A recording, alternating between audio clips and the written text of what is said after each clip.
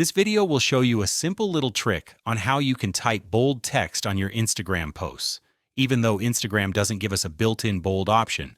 But before I show you how that's done, if you're new here, then consider subscribing to the channel because it would really help me out. So I'm in the Instagram application currently, and my job now is to write out the text for the new post, which I'm currently sharing. I'll write something like "Beautiful day on the mountain," and if I select the text like this, I'll have the ability to cut, to copy, and similar things. But I don't have an option to make it bold, so we'll have to use a little trick for that. Let's copy the text, which you want to make bold, then exit Instagram and hop over to a website called Bold Text Generator. It's going to give us different websites in the results, so you can open either one of these.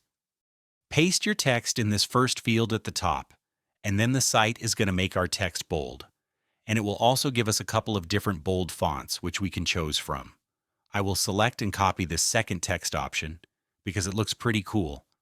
And all that's left for me to do is to paste this into my Instagram post description, and I can then share this. And that's how you make your Instagram text bold in just a few simple steps.